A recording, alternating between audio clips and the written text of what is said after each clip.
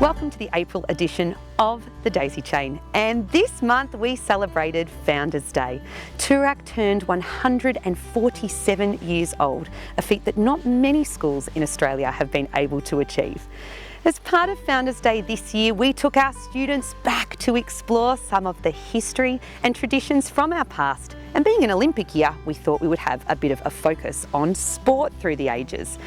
Charlotte, you heard some really interesting stories about Toorak's past. What were the stories that really resonated with you last week? Well, one that really stuck with me was the story of the people who used to play tennis at Toorak. It was a very popular sport, and they used to have a school cow and it used to be on the tennis court. They used to have to shoo it off the tennis court every time they would play. So that was just something that stuck with me for sure. Not something we're used to thinking about doing here. No. You're an avid netballer, Charlotte. No cow shooing before a game? No. With great pride. One of the other things I discovered just talking to you just then is that your grandmother can remember playing sport against Toorak. Tell me about that. Yeah, so she told me a story about how she remembers vividly coming to Toorak to play sport, and they would come for afternoon tea, and it was a very exciting day. So I just thought that was so cool, so cool. I just love that connection, not just within our school, but the community around our school as well. Yeah. Shauna, we obviously look at a whole lot of influences over Founders Day, and it was your last Founders Day as a student. Tell me, was there something new you learnt about your school's history?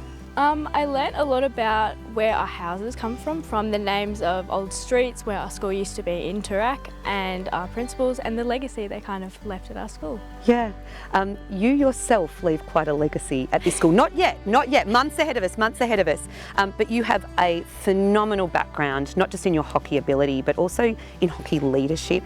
You're a sensational role model to others. Tell us a little bit about your passion for your sport.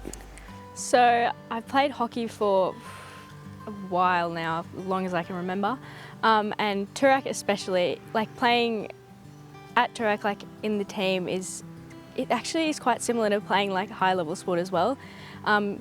We always have such a great sense of like community and like our teamwork and just like the spirit we all have and like the joy, even if we're losing 10-0 or something, the energy is always there. We heard that in the video actually when they talked about the school's history, that when the kind of first teams went off to play the pennant, they'd come back and the whole school would celebrate whether it was a win or a loss. Charlotte, you are another stellar example of a great role model and great leader and great sportswoman in your chosen sport. Tell me about your passion and what netball looks like today at Toorak.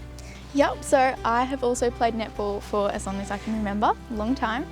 And basically it's been such an honour to be captain this term so far. We haven't had a lot of netball yet, but we literally, seniors played our first game last night. We had 2 wins, which is exciting. Great. But we've also made some changes, so including more junior netball in our program, including a netball academy, which is really exciting opportunity for girls to improve their skills in netball, and there might even be a little camp. Ooh, I like these more bonding experiences. Yeah, exactly. So it's been great so far.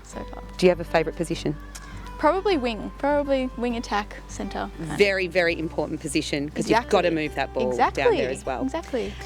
Shauna, your time at Toorak officially is soon to come to an end. What advice do you have for our junior sportsmen and women in the school?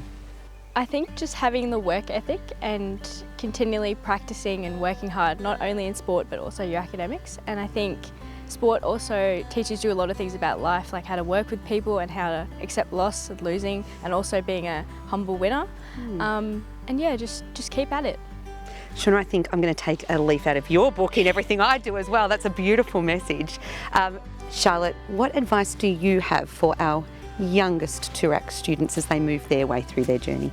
I would say my piece of advice is definitely just take every opportunity you can. Like, you sort of, as you get older, it's harder to pick up new sports and pick up new things. While you're young, you may as well just literally just grab onto all those opportunities, play as many sports as you can, get involved. So yeah, that's my advice for the younger girls. I think that was something that resonated at Founders Day as well. This school has always been built on providing opportunity for people to go and do anything they want to do in their future. So we give back to our school by seizing that opportunity, and you two ladies are sensational ambassadors of that over your time as well. Over the next month ahead, we start to look at what our futures hold, not just for our graduating students, but also for some of those younger students within our school. On Wednesday, the 12th of May, we host our next speaker in the Loop series. And this year it's for our Year 5 to Year 9 students and their families, where we start to look at how they can develop career curiosity for that future that awaits them.